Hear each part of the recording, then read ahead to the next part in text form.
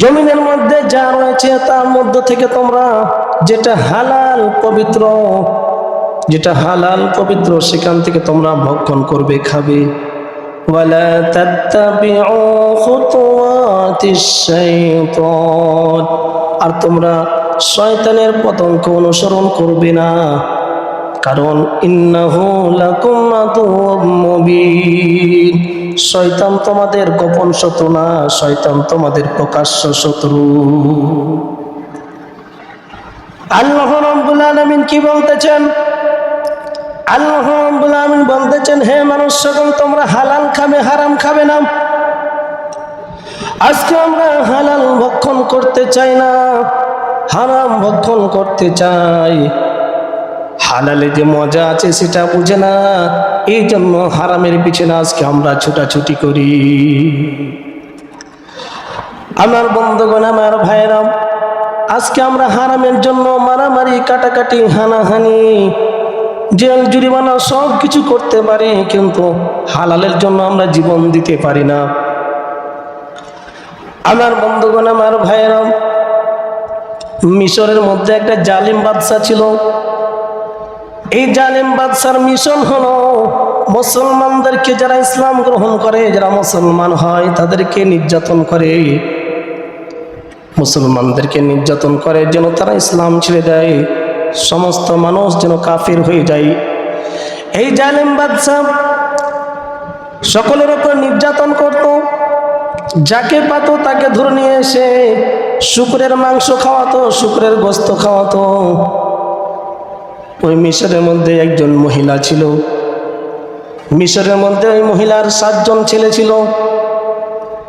ওই মহিলাকে নিয়ে আসা হলো, সেনাবাহিনীদেরকে ডাক দিয়ে বলল, দেখো ওই যে মহিলা আছে মিশরের মধ্যে, সে নাকি ইমানদার মহিলা, সুতরাং তাকে ধরে নিয়ে আসো। তার নাকি 7 জন ছেলে আছে, 7 জন ছেলেকে আমার কাছে নিয়ে আসবে এবং ওই মহিলাটাকে আমার কাছে নিয়ে আসবে। ওই জালেম বাদশার কথা অনুযায়ী মহিলাকে নিয়ে আসা হলো।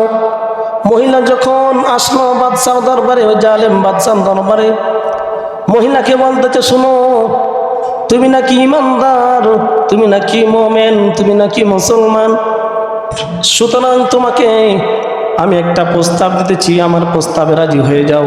তুমি যদি আমার প্রস্তাবে রাজি হয়ে যাও তাহলে তোমাকে ছেড়ে দিব, আর যদি আমার প্রস্তাবে রাজি না হও তাহলে আমি তোমাকে হত্যা করে ফেলব।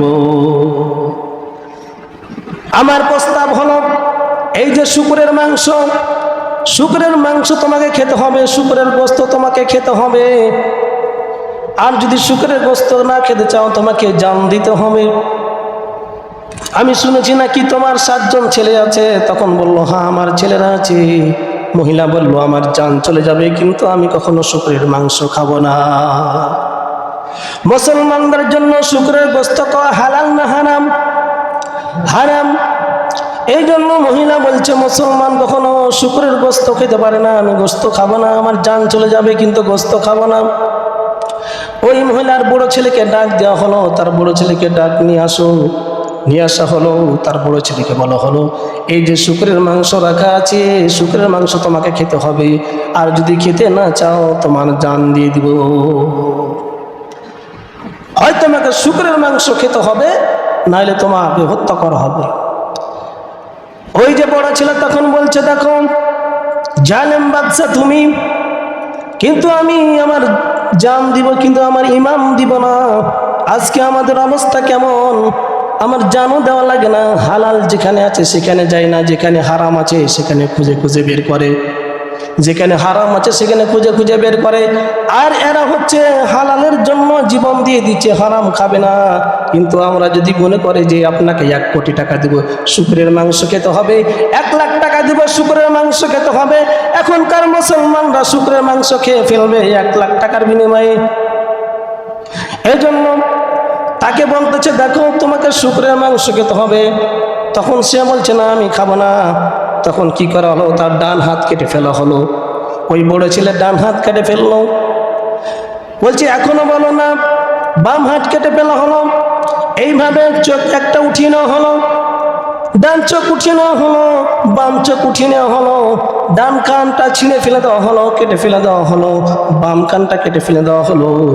এক পর্যায়ে বলছে দেখো এখনো সময় আছে, তোমার চোখ গেল, কান গেল, নাক গেল, হাত গেল, পা গেল, সবই গেল, এখনো তোমার সময় আছে। তুমি যদি শুকরের মাংস খেতে চাও তাহলে তোমাকে ছেড়ে দিব, আর যদি শুকরের মাংস খেতে না চাও তোমাকে হত্যা করে ফেলবো। ওই বড় ছেলে তখন বলছে দেখো জালেম বাদশা, তুমি আমার উপরে জুলুম করতে পারো, জুলুম করো, কিন্তু আমি শুকরের মাংস খাবো না। সঙ্গে সঙ্গে ওই জালেম বাদশা কি করলো, বড় ছেলেকে হত্যা করে ফেললো, সঙ্গে সঙ্গে হত্যা করে ফেললো। এরপরে বলছে তার দ্বিতীয় ছেলেকে নিয়ে আসো, দ্বিতীয় ছেলেকে নিয়ে আসা হলো। বললো তোমার ভাইকে দেখো শুকরের মাংস না খাওয়ার কারণে হত্যা করে ফেলেছি, তোমাকে হত্যা করে ফেলবো। দ্বিতীয় ভাই এসে বলছে দেখো তুমি হলো দুর্বল জালেম, কিন্তু আল্লাহ রাব্বুল আলামিন আমার সবল, সুতরাং দুর্বলের কথা আমি শুনতে চাই না, আমি আল্লাহ রাব্বুল আলামিনের কথা শুনবো। সুতরাং তোমার মতো জালেমের কথা আমি শুনবো না, আমি শুকরের মাংস খাবো না, আমি ঈমানও দিব না, কারণ মুসলমানদের জন্য শুকরের মাংস খাওয়া হারাম। ওই দ্বিতীয় ছেলেকে হত্যা করে ফেললো একে একে। এই দ্বিতীয় জন, তৃতীয় জন, চতুর্থ, পঞ্চম, এভাবে একটা একটা করে সন্তানকে, 7 জন সন্তানকে মায়ের সামনে, মাকে গাছের সঙ্গে বেঁধে রেখেছে, মায়ের সামনে 7 জন সন্তানকে হত্যা করা। 6 জন সন্তানকে যখন হত্যা করা হয়ে গেল, একজন ছোট আছে, তার বয়স 10 থেকে 8 বছর হবে।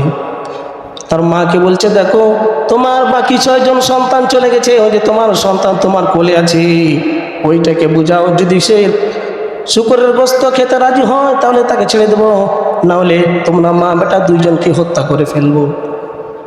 তখন মহিলা ডাক দিয়ে বলতেছে দেখো আমাকে একটা নির্জন একটা ঘর দাও। নির্জন একটা ঘর দেওয়া হলো, ঘরের মধ্যে ঢুকলো। ঢুকার পরে সে সন্তানকে বলছে দেখো বাবা, এখনকার মায়েরা বলতো যে বাবা জান বাঁচা ফরজ, শুকরের গোস্ত খেয়ে ফেলো, কিন্তু এখনকার মাদের দেখো কেমন কিরকম, তাদের ভিতরে ঈমান কি পরিমাণ ছিল, তাদের ভিতরে ভয় ছিল না, ভয় ছিল আল্লাহ রাব্বুল আলামিনের।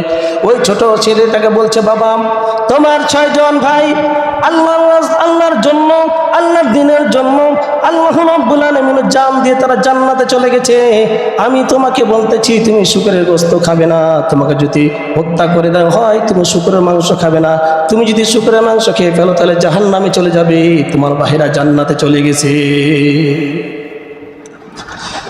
ওই ছোট ছেলেটা বলছে মা আমি তো ভয় করছিলাম তুমি আমাকে নাকি শুকরের মাংস খেতে বলো, কিন্তু না মা তুমি মানে অটল আছো, আমি শুকরের মাংস খাবো না।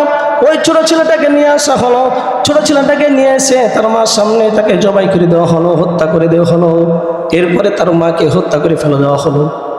আমার বন্ধুগণ, আমার ভাইরা, ওই মিশরের জালেম বাদশা যখন হত্যা করে দিল এই 7 জনকে, 7 জন সন্তানকে এবং তার মাকে এক কবরের মধ্যে দাফন করে দিল।